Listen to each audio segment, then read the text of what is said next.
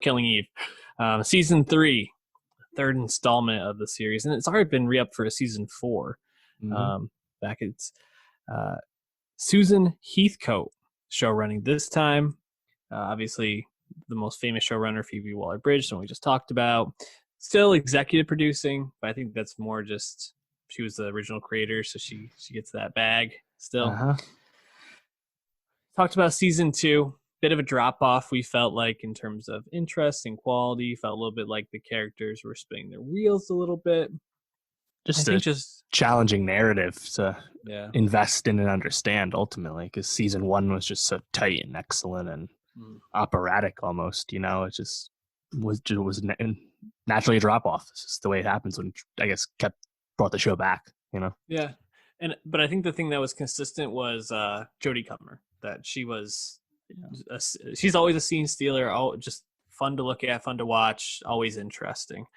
And I kind of felt like that kind of remained the case for this season premiere. However, an interesting development that kind of then led to me being heartbroken by the end was Eve's relationship with Kenny. I found to be very intriguing as like a subplot for this season, and like almost like developing Eve as like a, I don't know, where her character arc goes next. And nope, it seems like now that Kenny's dead, it's just going to be right back to just even a villain now, Right. And I think what my hope was for Kenny was that, because he's really like the avatar for innocence in this. And yeah, he was like part of MI6, but he was always just kind of on like the information like gathering side of things, never really an agent. And he was actually really turned off when he found out like all the stuff his mom was doing that he felt was nefarious. So it felt like he could be like the angel on the shoulder, whereas like Villanelle is like the devil on the shoulder, and kind of play that against each other. But nope, Kenny's now dead, and we're right back to Villanelle versus Eve, it seems like. How are you feeling about it? Yeah, it's a shame too, because I thought Kenny and Carolyn's conversation was really awesome. Like how they like have a little argument about Kenny's decision to leave and become a journalist, and then it pivots to well, there's still mother and son, and they're going to talk about like dinner later. I was like, oh, okay, yeah, like I'm invested in that relationship. And it's like, it's like it's a bit of a shock value premiere. I mean, it's not a common thing to get in prestige drama, apart from like obviously like Thrones or something. So I was certainly surprised, and I wonder, like if we're just moving Eve back to MI6 or, I just the purpose of the narrative is still hard for me to grasp, and like the nebulous nature of stuff like the 12 and right. It's just like, because you have these two leads that have great chemistry, really talented actors. Obviously, Sandra Oh is a Hall of Fame TV actor at this point, and you said it all with Comer already. So, like, you have these parts, right? And it's like, how do we like level it back up? It's strange. Gemma Whalen's going to be joining as one of Carolyn's other children. That's Yara Greyjoy from Game of Thrones. And that's cool, I guess. I like her. And then, of course, we have, Harriet Water, who is like Villanelle's new handler. We had just seen her on Succession, as the mom last year. So I like these presences, and I like all the performances, but the storytelling is just, I don't know. It's just hard for me to invest in, because maybe it's unfair because season 1 was just such like an awesome like take on like the spy genre, So I don't know. And I mean, we already know that season 4 will have again another showrunner. It'll become Laura Neal's show, who was a sex education writer. So I don't even know if that's necessarily the source of the issue, to be honest, is moving showrunners.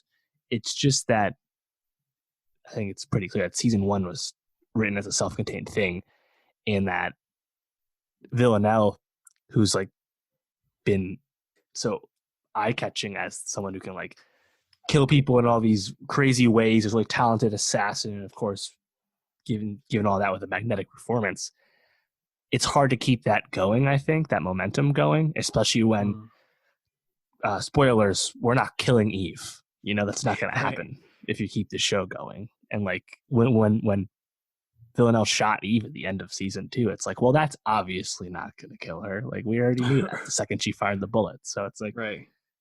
I'm just struggling with the story a little bit, but I like all the other parts, so I still enjoy watching it.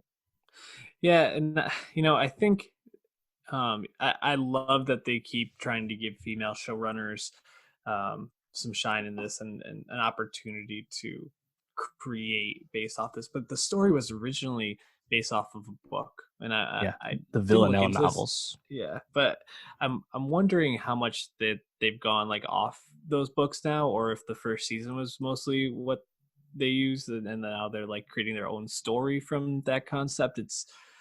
I without reading the books, probably hard to say exactly, but I think your critiques make sense in it, and I think they're right.